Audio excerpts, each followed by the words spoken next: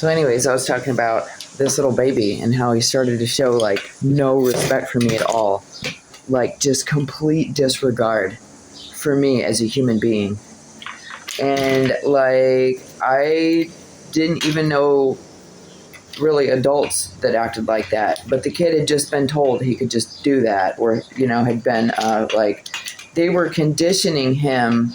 That was the beginning of his conditioning, of being told that he didn't have to respect or love or listen to his mother, and that he would be back with his dad soon and he would be able to do whatever he wanted,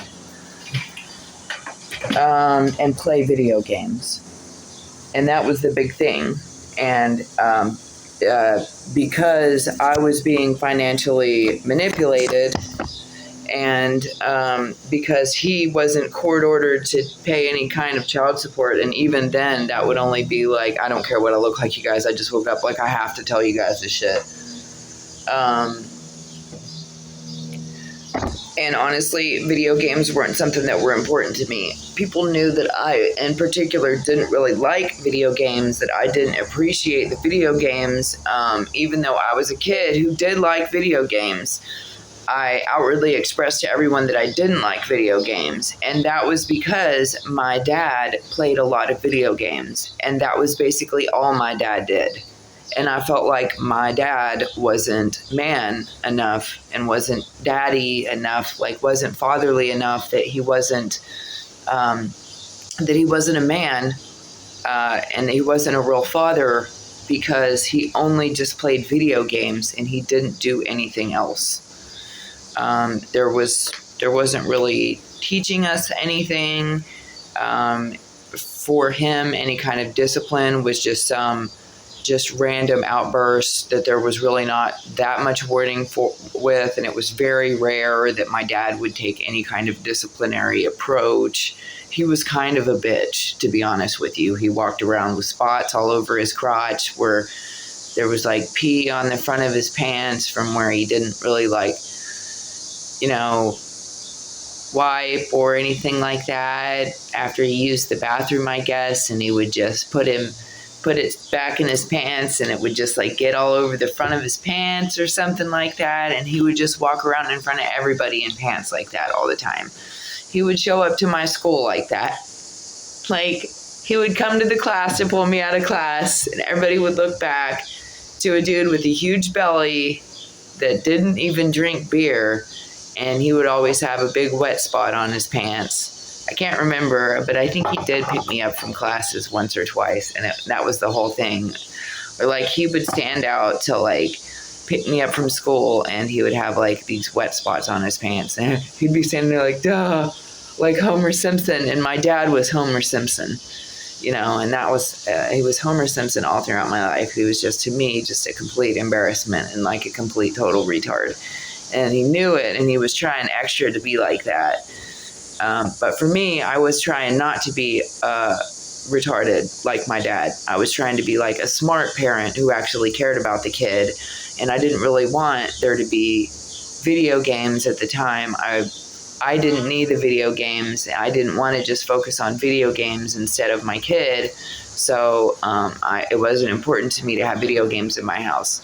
But my son's father would end up using a video game system to manipulate my son into hanging out his entire life, basically. Instead of my kid just taking the game system wherever he wanted, or getting a game system, in somebody else's house where it would be safer for him not to live with, an abuser. But my main point in all this is to talk about how my little baby and little toddler was taught how to disrespect me, and that it was a conditioning that they very much worked together and did from the time he was very little and up until now. And it's also something that they carried over in practice with a couple of my other kids. And so it's a practice that's been held on and against all of my kids, and they've all been taught the same ritual. And it really is a ritual like witchcraft, because there is a process to it, and the people who are responsible in doing it, they have to go about it a just certain way, very ritualistically, otherwise it won't work properly. And it does work, and it is very effective. One parent or another can totally use this method and just absolutely destroy the relationship between a mother and child or a father and child. I know that eventually I might have my day in court against my son's father, and I would like for his charges to be much worse, just specifically because I had to go through like seeing my little baby, who I loved very much, turn against me as a little toddler.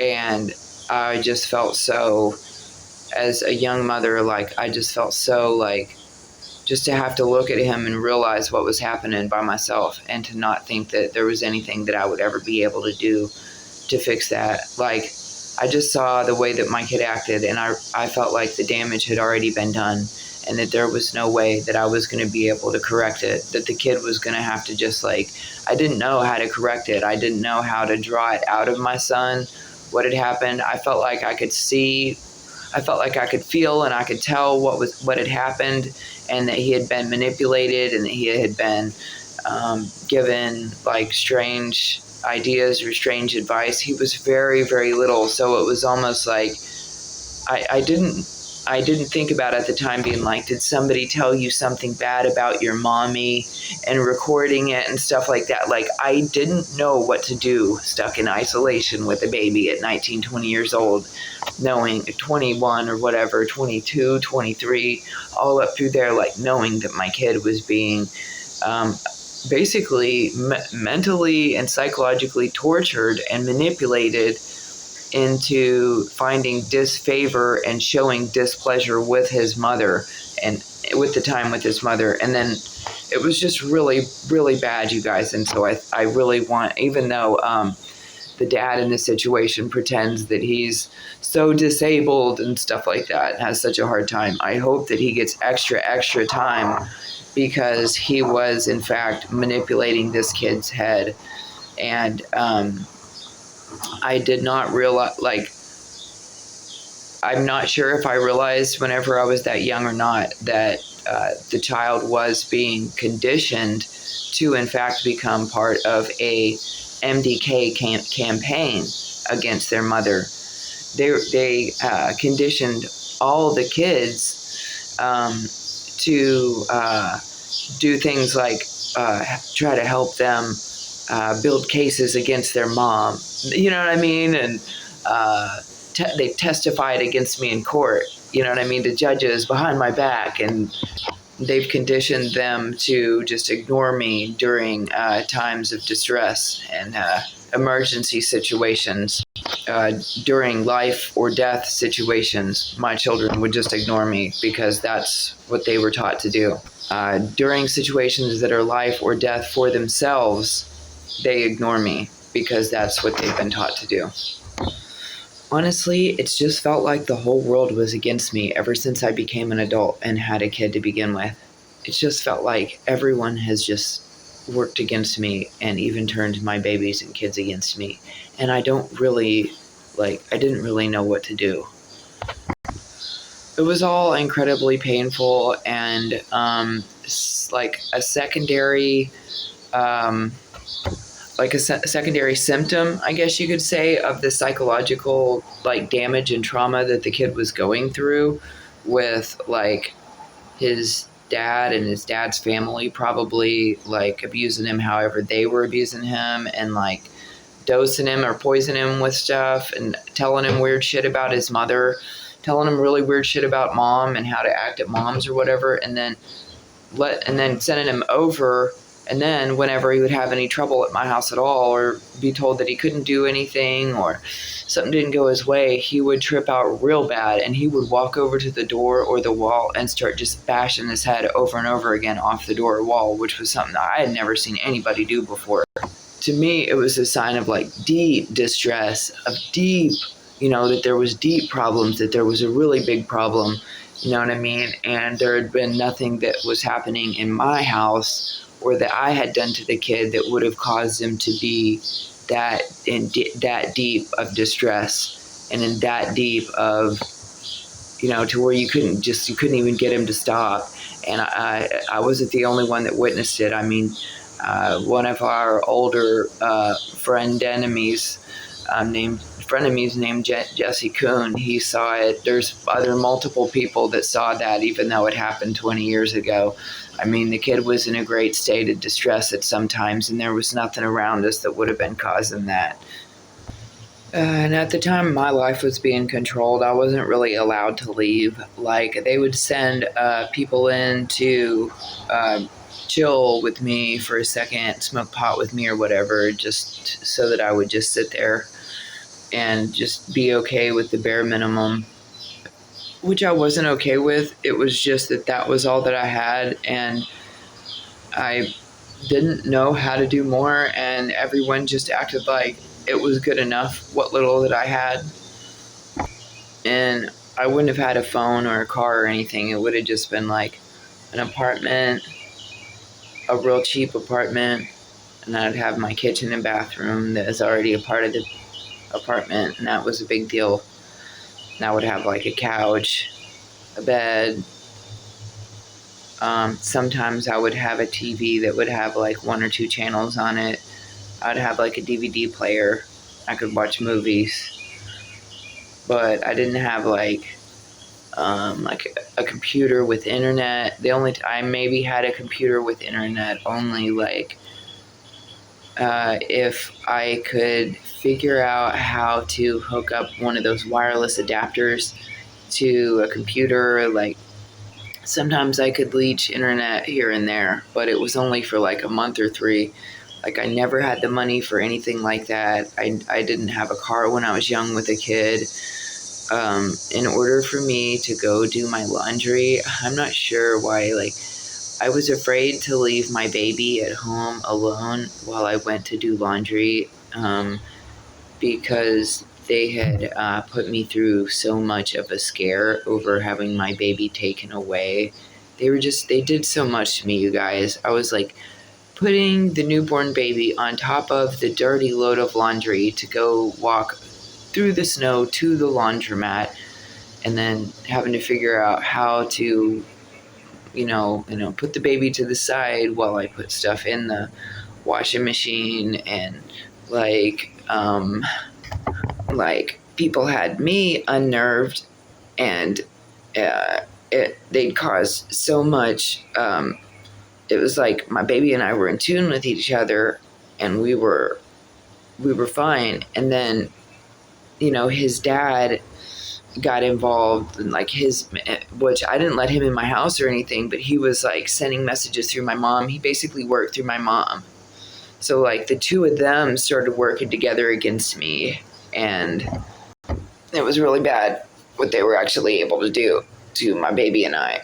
And how over the course of his lifetime, they continued to do that same trash, and how they would basically sow these little seeds of discord with him. And then that would also continue when we would go to another state where my grandmother was. My grandmother was this fucking wicked old witch, basically. She acts like she's this dear, sweet Christian lady and all this shit, but she's a straight up wicked witch. She's fucking terrible. And she was like, I swear, dude, she was like drugging me and my daughter, and we would sleep in really late. Like, she was giving us Seroquel or something make you sleep like 12 hours and shit. And then she would wake up early with Gabe, and she would pretend to, and if this was the only time in my life that this happened. There was no other time in my life that me and Lily got on this sleep schedule and that somebody else woke up early with the other kid.